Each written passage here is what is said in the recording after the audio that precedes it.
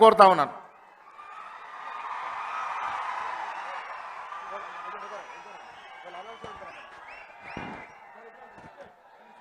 ఈరోజు తెలంగాణ రాష్ట్ర గౌరవ ముఖ్యమంత్రి వర్యులు రేవంత్ అన్న గారు మరి మన ప్రాంతంలో రావడం నిజంగా మేమంతా అదృష్టవంతులమన్నా.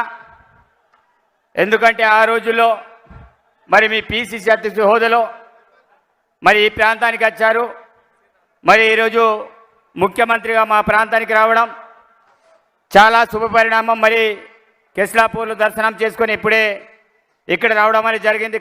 కొంత ఆలస్యమైన మరి చాలామంది కార్యకర్తలు కూడా వస్తూనే ఉన్నారు. మరి ఈ కార్యక్రమానికి ఇన్ఛార్జ్ మంత్రివర్యులు సీతక్క గారు, అదేవిధంగా ఉప ముఖ్యమంత్రి బట్టి విక్రమార్క గారు, అదేవిధంగా మంత్రులు శ్రీధరబాబు గారు, కొండ సురేఖ గారు, తుమ్మల నాగేశ్వరరావు గారు, అదేవిధంగా వెంకటరెడ్డి కొమ్మటిరెడ్డి గారు, అదేవిధంగా వేదిక మీద ఉన్న ప్రతి ఒక్కరికి పేరు పేరున హృదయపూర్వకంగా ధన్యవాదాలు తెలియజేస్తున్నాను. అన్న, ఈ ప్రాంతంలో మరి చాలా రకాలుగా సమస్యలు ఉన్నాయి. మరి ఈ ప్రాంతంలో అత్యంత వెనుకబడిన జిల్లా.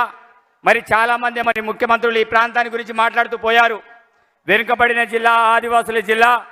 ఈ ప్రాంతం అందు కూడా విద్య, వైద్య, వ్యవసాయ పరంగా వెనుకబడిన జిల్లాని చాలా రకాలుగా మాట్లాడారు. కానీ ఈ ప్రాంతానికి కనీసం కన్నెత్తి కూడా ఈ ప్రాంతానికి కూడా చూడని ముఖ్యమంత్రులు గతంలో మేము చూసాం. కానీ తెలంగాణ రాష్ట్రంలో ప్రజాప్రభుత్వం ఏర్పడిన తర్వాత వెంటనే మొట్టమొదటిసారిగా మా ప్రాంతంలో మరి ఈ ప్రాంతంలో బహిరంగ సభ ఏర్పాటు చేయడం చాలా సుపరిణామం. తప్పకుండా మేమైతే అనుకుంటున్నాం ఈ యొక్క పిలుపు రేపు రాహుల్ గాంధీకి గెలుపుకు ఒక నాందిగా కాబోతుందని ఈ సందర్భంగా నేనైతే విజ్ఞప్తి చేస్తున్నాను. అన్న, ఈ ప్రాంతంలో విద్యాపరంగా ఆ రోజుల్లో గౌరవ ముఖ్యమంత్రి మాజీ ముఖ్యమంత్రి వర్యులు కేసీఆర్ గారు జోడేగా ప్రాంతంలో వచ్చి ఈ ప్రాంతాల్లో విద్యాపరంగా అన్ని రకాల డెవలప్మెంట్ చేస్తామన్నారు. మరి గిరిజన విశ్వవిద్యాలయాన్ని ఏర్పాటు చేస్తామన్నారు. కానీ ఈ ప్రాంతంలో ఎలాంటి విశ్వవిద్యాలయాలు లేవు. మరి నిజామాబాద్లో విశ్వవిద్యాలయం ఉంది, అదేవిధంగా కరీంనగర్లో విశ్వవిద్యాలయం ఉంది. కానీ ఉమ్మడి ఆదిలాబాద్ జిల్లాలో ఎలాంటి విశ్వవిద్యాలయాలు లేవు.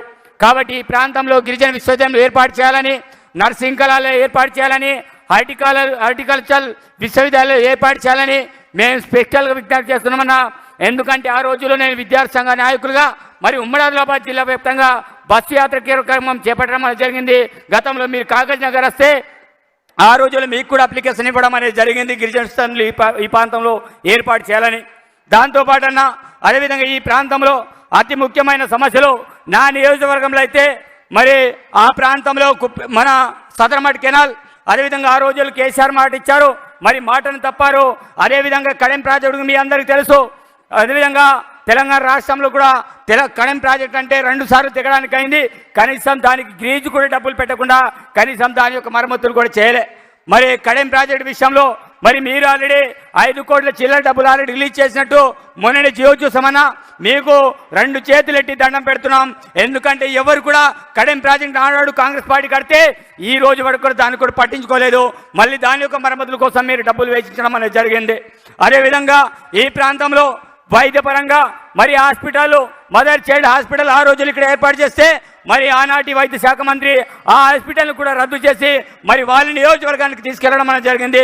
కాబట్టి ఈ ప్రాంతంలో మళ్ళీ మదర్ అండ్ చైల్డ్ హాస్పిటల్ని ఈ ప్రాంతంలో నెలకొల్పాలి.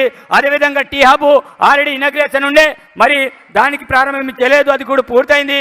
అదేవిధంగా ఆదిలాబాద్ కేంద్రంలో మరి 100 కోట్లు కేటాయించి సూపర్ స్పెషాలిటీ ఆసుపత్రి కట్టారు. కానీ ఈ రోజు వరకు కూడా దాని యొక్క స్టాఫ్ని నియమించలేదు. ఇమీడియట్లీ నియమించాలని కోరుకుంటున్నాం.